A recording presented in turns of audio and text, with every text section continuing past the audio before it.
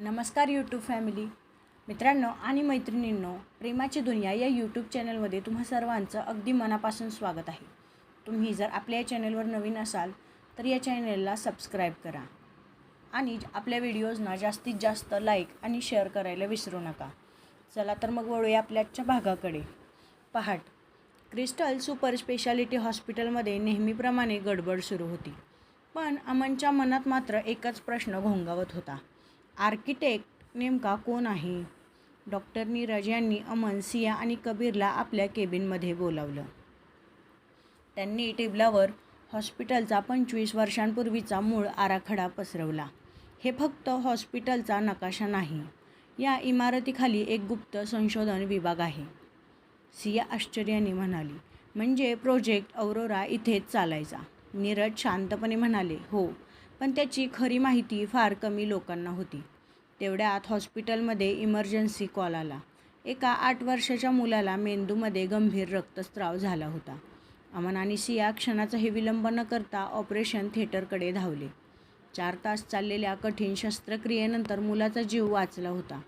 रुग्णाच्या आईने दोघांच्या हातात हात घेऊन अश्रूंनी भरलेल्या डोळ्यांनी म्हटलं, तुम्ही डॉक्टर नाही, आमच्यासाठी देव आहात.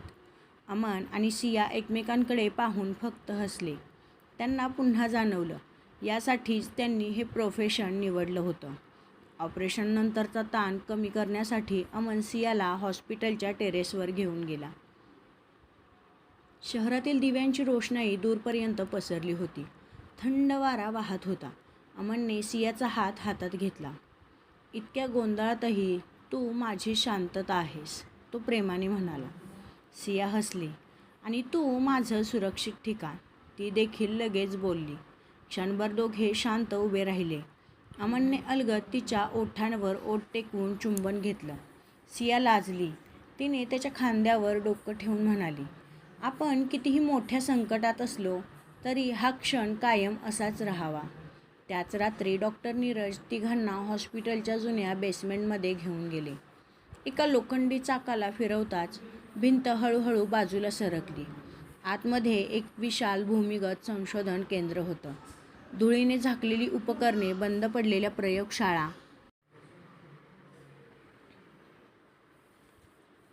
आणि मध्यभागी एक संगणक.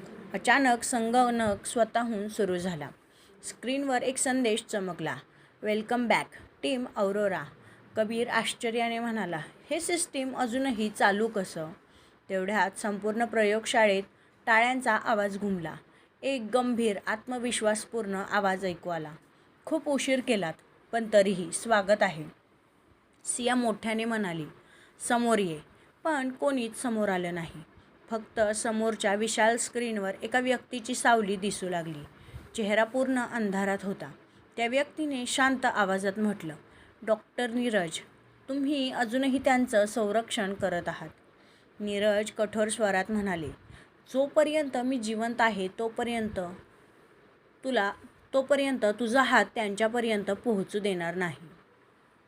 सावली हलकसं हसली, माझं नाव लपवून किती दिवस ठेवणार? स्क्रीनवर अचानक काही फाईल्स उघडल्या. एक डिजिटल प्रोफाईल दिसलं. त्यावर लिहिलं होतं, doctor Atharva Singhania, chief research strategist, status missing, 25 years. Aman आणि सिया स्तब्ध झाले. कबीर कुजबुजला, म्हणजे हा आहे आर्किटेक्ट? सावली पुन्हा बोलली, अमन, सिया, तुम्हाला काय वाटतं? तुम्ही सत्याच्या जवळ आलात, पण तुम्ही अजून खेळाच्या पहिल्या टप्प्यात आहात. अचानक स्क्रीन बंद झाली आणि संपूर्ण प्रयोगशाळा पुन्हा अंधारात बुडाली. प्रयोगशाळेच्या मध्यभागी एक काचेचा कंटेनर हळूहळू उघडू लागला. आत एक सीलबंद फाईल ठेवली होती. तिच्यावर फक्त एकच शब्द लिहिला होता, जेनेसिस, आणि खाली authorized access only, doctor Atharva Singhania. अमनने त्या फाईलकडे पाहिलं तर दूर अंधारात कोणाच्या पावलांचा आवाज ऐकू आला. भूमिगत संशोधन केंद्र जेनेसिस फाईल ठेवलेलं काचेचा कंटेनर हळूहळू उघडत होता. अमन पुढे झाला, पण डॉक्टर नीरजने त्याचा हात पकडला. थांब. अथर्व सिंगानिया कधीच सरळ सापळा लावत नाही. कबीरने आपल्या डिव्हाइसने कंटेनर स्कॅन केला. काही सेकंदांनी तो म्हणाला, सर, तुम्ही बरोबर आहात.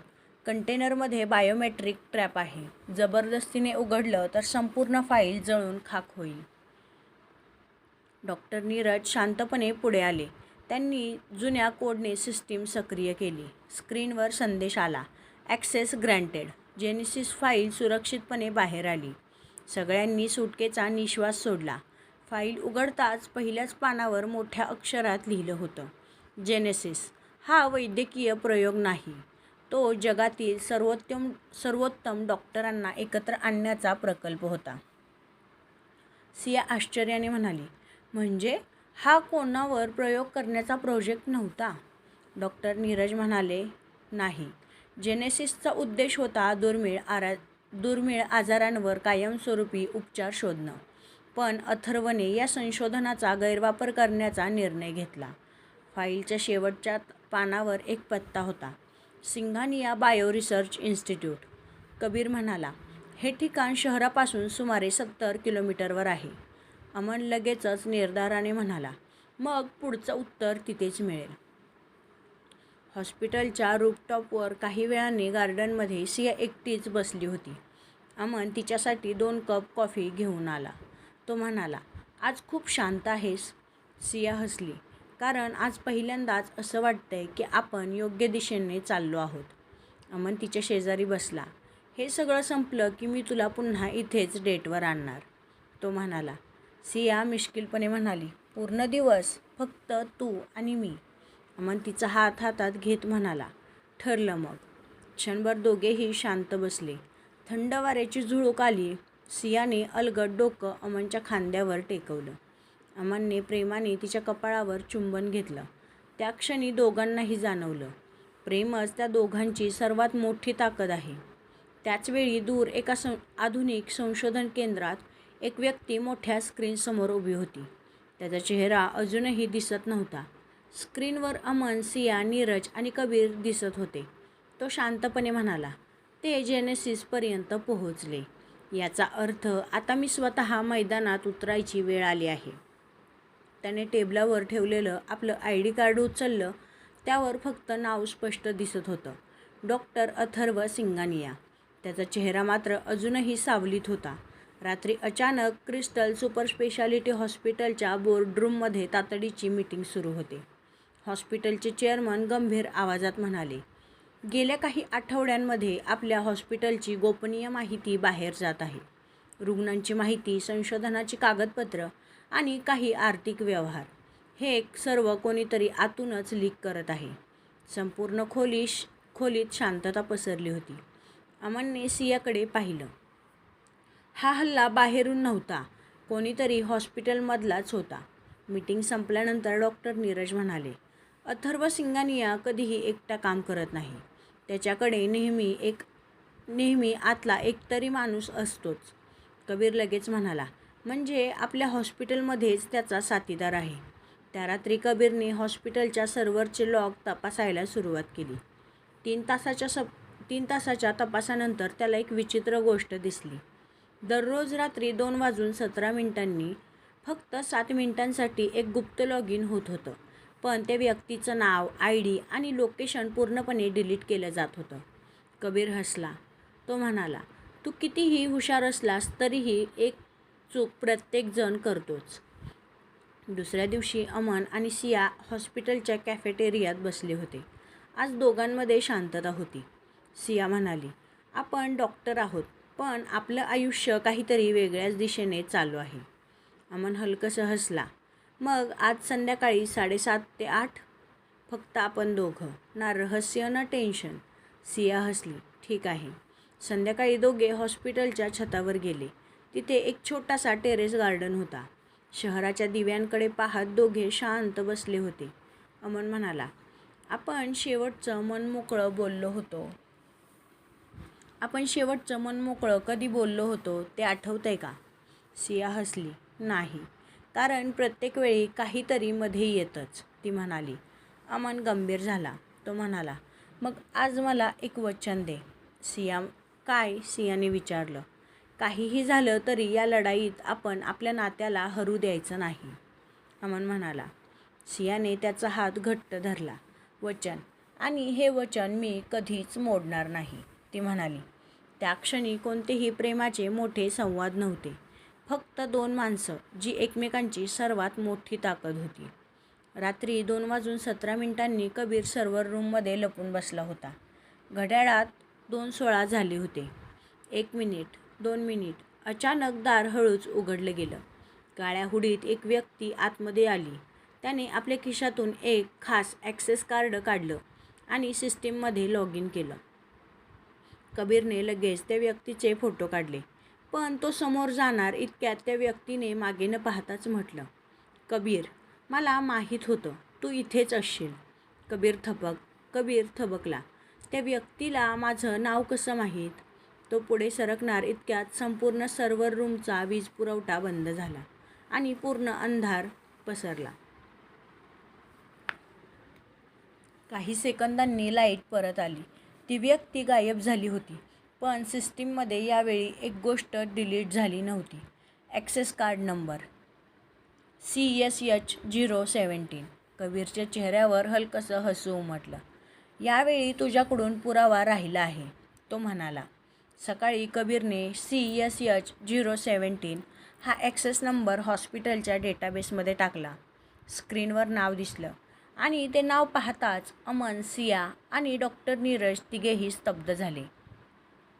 कारण तो कोणताही अनोळखी कर्मचारी नव्हता, तर तो हॉस्पिटलच्या बोर्ड ऑफ डायरेक्टर्समधील एका सदस्याचा अधिकृत ॲक्सेस कार्ड नंबर होता.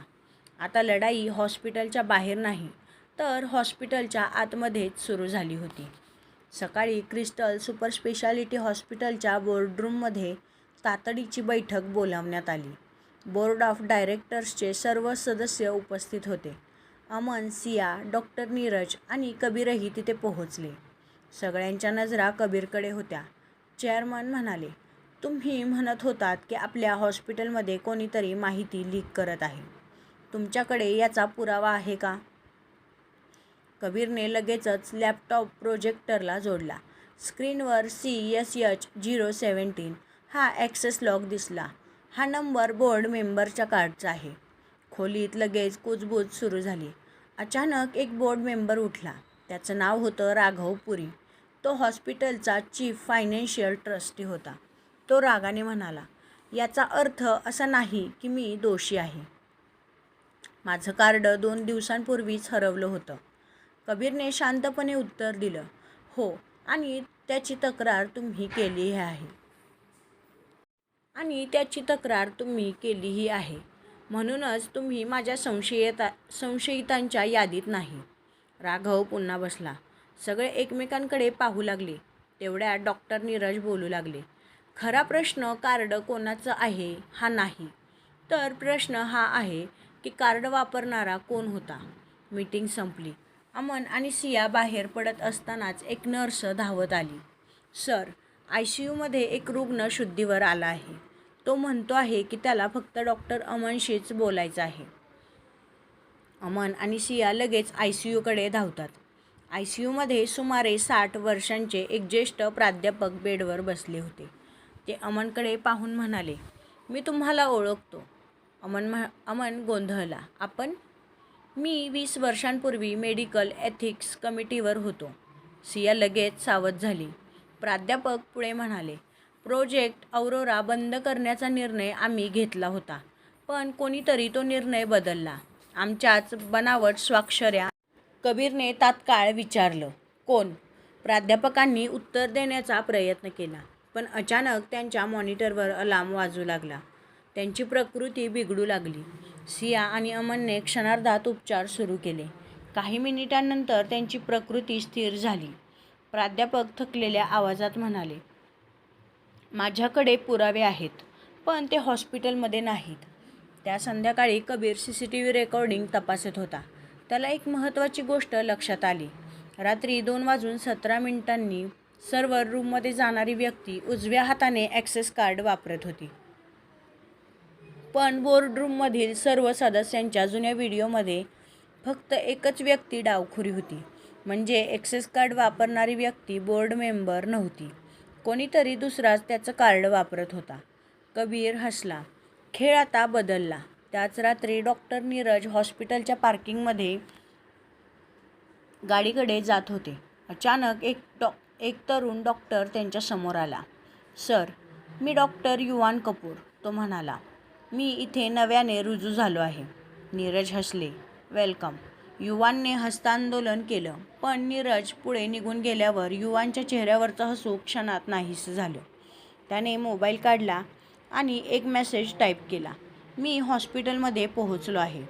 तो मेसेज त्याने कोणाला केला हे मात्र समजलं नाही. दुसऱ्या दिवशी पहाटे अमनच्या केबिनचा दरवाजा उघडा होता. टेबलावरील जेनेसिस फाईल गायब होती. कपाट मोडलेलं नव्हतं, खिडकी बंद होती आणि सुरक्षा यंत्रणाही सुरू होती. म्हणजेच ती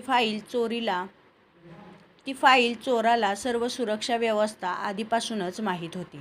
अमनने शांतपणे एकच वाक्य म्हटलं, हा आपल्यातलाच कोणीतरी आहे. सकाळी जेनेसिस फाईल चोरीला गेल्याची बातमी संपूर्ण हॉस्पिटलमध्ये पसरली होती. सुरक्षा विभागाने प्रत्येक प्रवेशद्वार सील केलं. कोणीही आत किंवा बाहेर जाऊ शकत नव्हतं.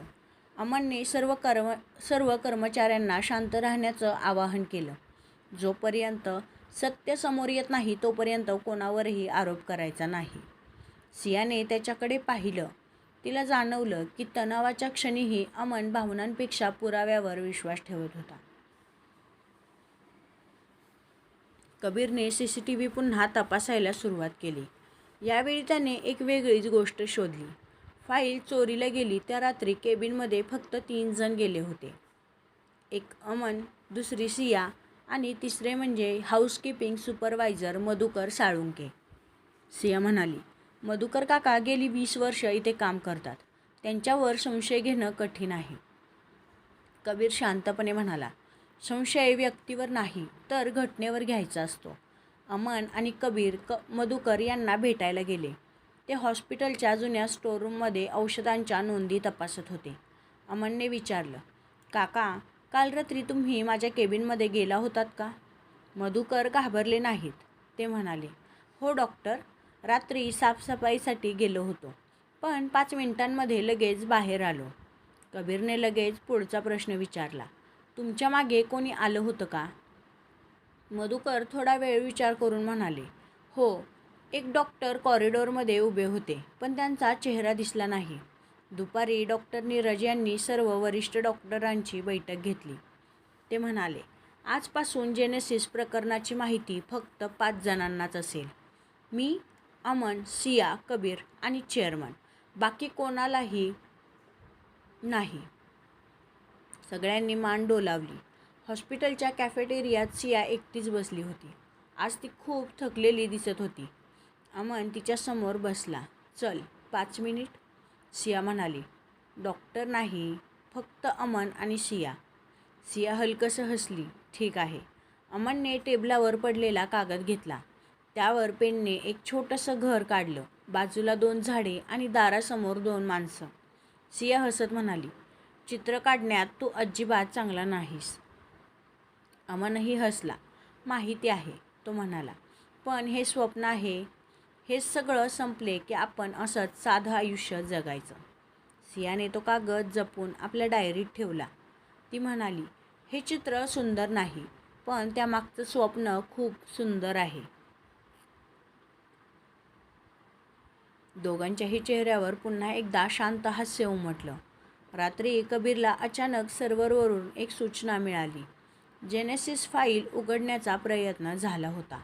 लोकेशन हॉस्पिटलच्या आत नव्हतं, तर शहराबाहेरील एका बंद पडलेल्या औषध निर्मिती कारखान्यात होतं. अमन म्हणाला, आता थांबायचं नाही. आज रात्रीच तिथे जाऊया. डॉक्टर नीरजही तयार झाले. अमन, सिया, डॉक्टर नीरज आणि कबीर चौघेही त्या जुन्या कारखान्यात पोहोचले. आत पूर्णपणे अंधार होता. कबीरने टॉर्च लावली. जमिनीवर धुळीत स्पष्ट पावलांचे ठसे होते. ते चौघेही त्या ठशांचा माग काढत एका लोखंडी दरवाजापाशी पोहोचले. अमनने दरवाजा उघडला, पण आतमध्ये कोणीही नव्हतं. मध्यभागी फक्त एक संगणक सुरू होता. स्क्रीनवर एक लाईव्ह काउंटडाऊन सुरू होतं. 9:59, 9:58, 9:57 आणि खाली एक ओळ चमकत होती. जर वेळ संपली तर जेनेसिस कायमचं नष्ट होईल. मित्रांनो, आपली ही स्टोरी लवकरच निरोप घेणार आहे. तर तुम्हाला आजचा हा भाग कसा वाटला हे मला कमेंट करून सांगायला विसरू नका. त्याचबरोबर आपल्या या चॅनलला जास्तीत जास्त सबस्क्राईब करा आणि आपल्या स्टोरीजना लाईक आणि शेअर करायलाही विसरू नका. चला तर मग भेटूया पुढच्या भागात. तोपर्यंत बाय बाय.